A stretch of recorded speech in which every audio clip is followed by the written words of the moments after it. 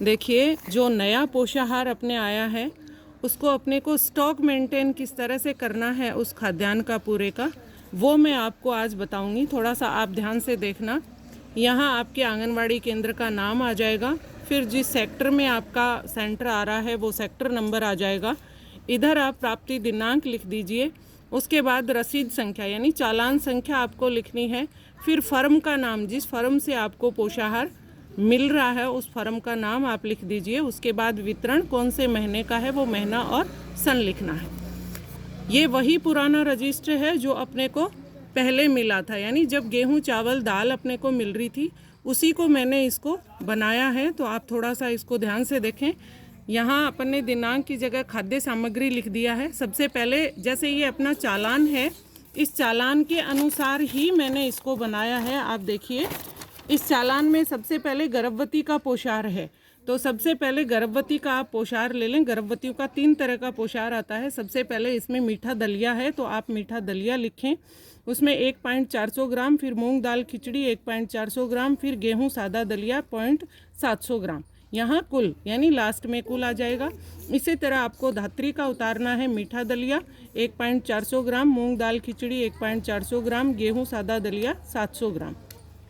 उसके बाद 7 माह से 3 वर्ष के बच्चों का 4 तरह का पोषाहार आता है। सबसे पहला है मीठा दलिया। यहाँ मैंने पॉइंट पे जितने ग्राम की वो थैली है वो लिख दिया है। फिर उसके बाद मूंग दाल चावल खिचड़ी है, फिर सादा गेहूं दलिया है और फिर बालाहार प्रीमिक्स है। उसके बाद 3 से 6 साल वालों का मीठा दलिया, नमकीन मुरमुरा, मीठा मुरमुरा, नमकीन मुरमुरा, मूंग दाल खिचड़ी और ये मीठा दलिया। और उसके बाद है उपमा प्रीमिक्स, यानी 5 तरह का पोषाहार है। ये मैंने 5 तरह का करके लास्ट में टोटल कर दिया है। अब आपको करना क्या है, मैंने यहाँ 2 में डिवाइड कर लिया। जैसे प्राप्ति हुई है, पैकेट कितने हैं और किलोग्राम कितना है।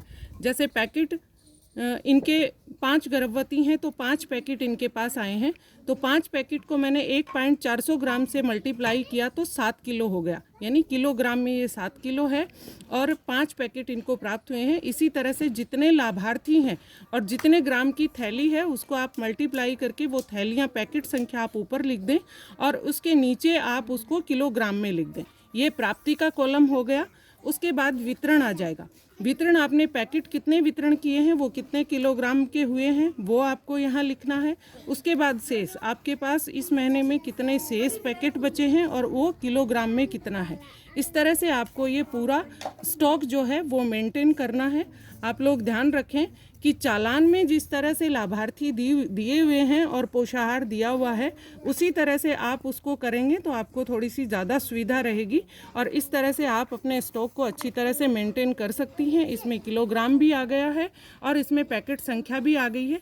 जैसे यहाँ पैकेट संख्या है, टोटल कर दिया है मैंने आगे गर्भवतियों का 5 5 5 यानी 15 टोटल पैकेट आए हैं।